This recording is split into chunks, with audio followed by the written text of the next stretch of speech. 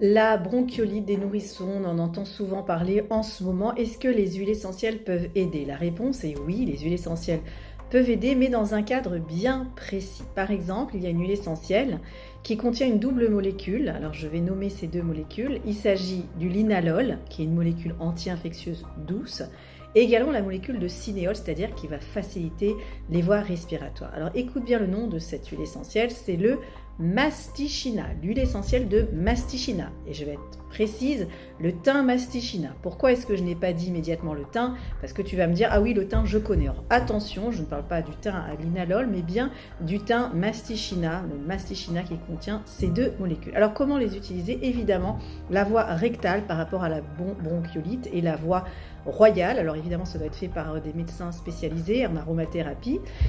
Parfois, des personnes apprennent à le faire elles-mêmes, mais ça, ce sont des personnes qui ont suivi des formations.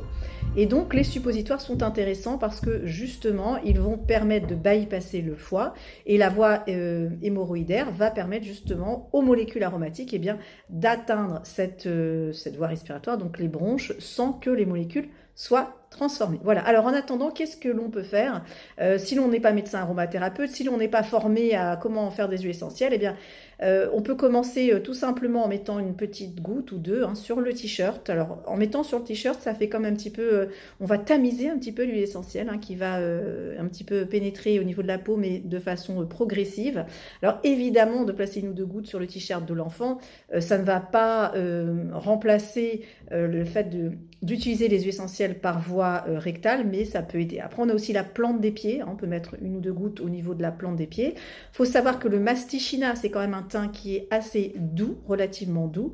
Et en général, moi, je dis comment je le ferai pour mes enfants ou comment j'ai vu des médecins aromathérapeutes le faire. On va les mettre purs parce que ce n'est pas une huile qui va être dermocaustique. Il y a des huiles comme par exemple l'origan compact, effectivement, c'est dermocaustique, c'est-à-dire que ça va vraiment irriter la peau. Ce n'est pas le cas avec le thym Mastichina. Après, les allergies sont toujours possibles. Donc, est-ce que votre enfant est déjà allergique? Est-ce qu'il a une sensibilité? En tout cas, si vous n'êtes pas complètement sûr, moi, je recommande quand même sous la plante des pieds. Et s'il n'y a pas de problème d'allergie, une ou deux gouttes sur le t-shirt, ça peut être intéressant. Voilà. En tout cas, je vous dis ce que moi, je ferai pour mes enfants. Je ne suis pas en consultation et je ne peux pas donner des conseils individualisés via une vidéo, mais je vous explique ce qu'il est possible de faire et je vous oriente vraiment sur la voie des suppositoires. Après, n'oubliez pas toute la kiné respiratoire. Il y a vraiment des mouvements spécifiques, si vous voulez voir un kinésithérapeute, pour justement libérer ces sécrétions.